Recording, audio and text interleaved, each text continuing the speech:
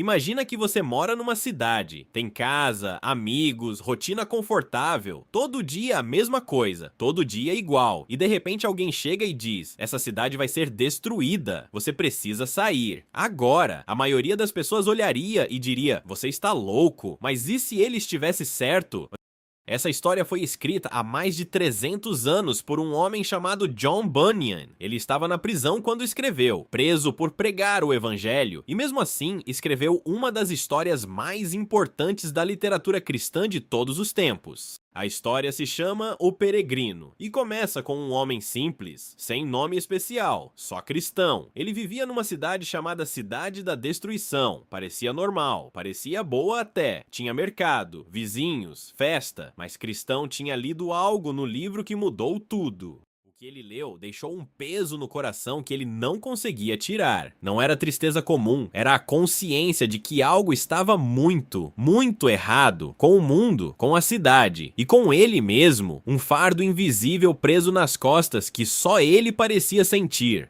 Seus amigos achavam que ele tinha enlouquecido, sua família ficou preocupada, os vizinhos cochichavam, mas o peso não saía. Porque a verdade não some só porque a gente ignora. O fardo continuava ali, pesado, real, insuportável. Foi então que um homem chamado Evangélica apareceu. Não foi cristão que foi procurar Evangélica, foi Evangélica que veio até cristão. Esse detalhe é importante, muito importante, presta atenção nele. Evangélica apontou para o horizonte. Lá longe, quase impossível de ver, havia uma porteira estreita com uma luz dourada fraca. Cristão mal conseguia enxergar, mas Evangélica disse: corra nessa direção, você vai encontrar o caminho. Cristão voltou para casa, contou tudo para a família, tentou convencê-los a vir junto, mas eles não acreditaram. A esposa cruzou os braços. Os filhos ficaram indiferentes. Ninguém viu o que Cristão via. Ninguém sentiu o que ele sentia.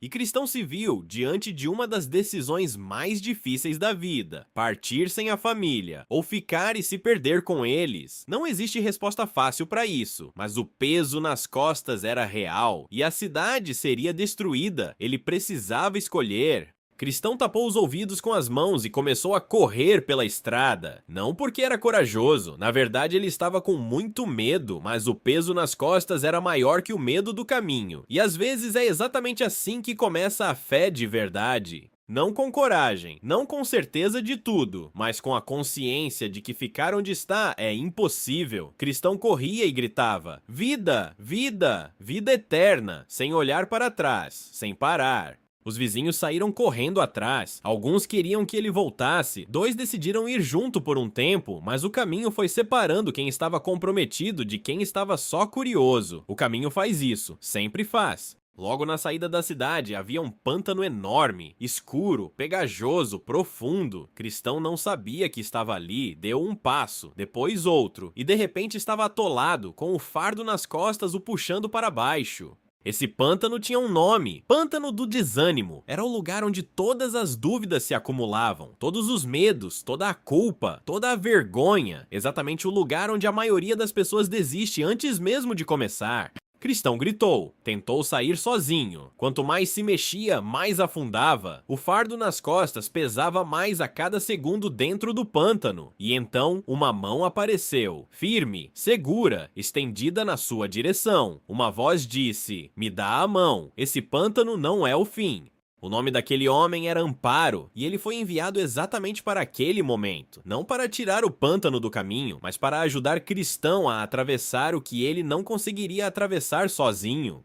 Cristão saiu do pântano, molhado, cansado, ainda com o fardo, mas de pé, na estrada, e olhando para frente, lá no horizonte distante, aquela porteira estreita ainda brilhava com luz dourada, pequena, mas presente. John Bunyan entendeu algo que muita gente não entende. Ninguém começa a caminhada da fé por conta própria. Sempre tem alguém que aparece primeiro. Sempre tem alguém que aponta o caminho que você não conseguia ver. Sempre tem uma mão quando você afunda.